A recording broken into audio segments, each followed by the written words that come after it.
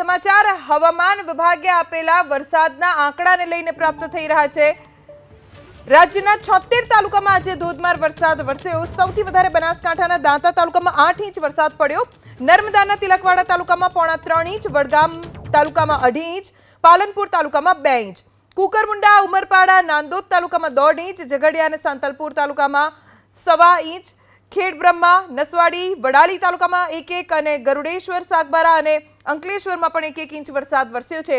હવામાન વિભાગ તરફથી સત્તાવાર રીતે આંકડાકીય માહિતી આપવામાં આવી છે, જે મુજબ આજે રાજ્યના 76 તાલુકા એવા છે કે જ્યાં ધોધમાર વરસાદ પડ્યો છે। સૌથી વધારે વરસાદ ક્યાંય વરસ્યો હોય તો એ ઉત્તર ગુજરાતના બનાસકાંઠાના દાંતા તાલુકો છે કે જ્યાં 8 ઇંચ વરસાદના કારણે જળબંબાકાર થઈ ગયું છે અને હજી પણ બનાસકાંઠામાં રેડ એલર્ટ એટલે કે અતિથી અતિ ભારે વરસાદનું એલર્ટ જાહેર કરવામાં આવ્યું છે। આજના દિવસમાં બનાસકાંઠામાં હજી પણ ભારે વરસાદ પડી શકે છે। તો નર્મદાના તિલકવાડામાં 3.25 ઇંચ, બનાસકાંઠાના વડગામ તાલુકામાં 2.5 ઇંચ, બનાસકાંઠાના પાલનપુરમાં 2 ઇંચ વરસાદ પડ્યો। કુકરમુંડા, ઉમરપાડા, નાંદોદ તાલુકામાં 1.5 ઇંચ, ઝઘડિયા, સાંતલપુર તાલુકામાં 1.25 ઇંચ વરસાદ, ખેડબ્રહ્મા, નસવાડી, વડાલી, ગરુડેશ્વર, સાગબારા અને અંકલેશ્વરમાં 1 1 ઇંચ વરસાદ પડ્યો છે।